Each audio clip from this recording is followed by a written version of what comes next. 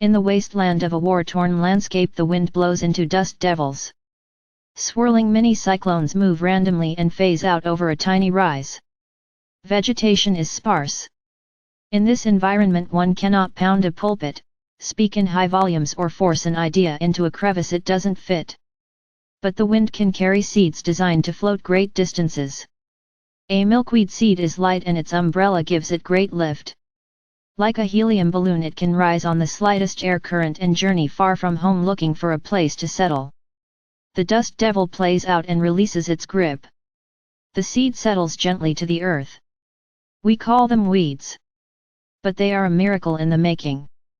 What else can you call the survival of an idea in the most unlikely growing environment? Seeds find their way into the cracks, and when nothing else is willing to try, the milkweed sprouts. Without any outside nurturing, without the luxury of doting concern, the seed gives growth to a whole new way of looking at things.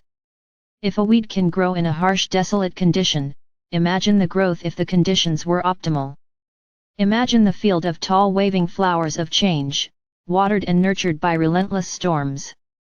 Pounding rains of discontent embed the seeds further and deeper in the crevices of our psyche.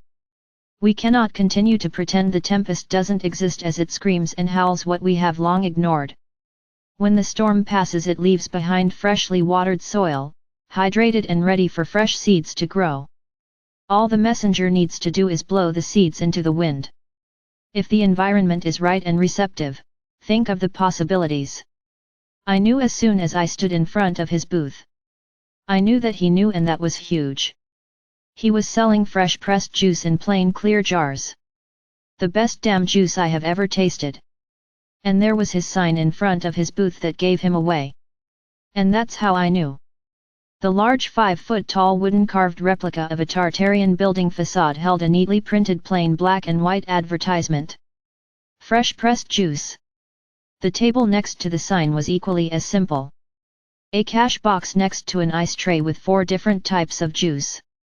And a whole bunch of Tartarian ornamentation. I looked at the man sitting behind the cash box. Long wavy hair pulled back in a large bundle held by a tie. This guy seemed gentle and receptive to potential customers. Behind him were multiple coolers, each holding a delicious cache of bottles of fresh pressed juice. "Are you the owner?" I asked. "No, he will be back in a moment." It didn't matter. If this guy was sitting there, he knew too. When he stood to get my bottle of juice, he rose to a towering 6'3". Maybe taller. Almost the tower demonstrated by the Tartarian imagery outlining the entire booth. "My booth is just the next 2 over," I said. "I will come back to meet him." Meeting a fellow messenger was thrilling. His methodology makes me smile clear down to my toes. Yeah, he gets it. He knows. And we are here. The seeds. The seed sowers. The crevices. In the fields.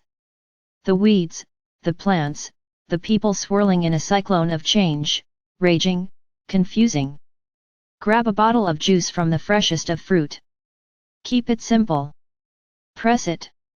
Bottle it, sell it. Surround it with seeds. So delicious you will go back. Look for the tall wooden sign that looks really cool. That's the place for nourishment. This guy knows.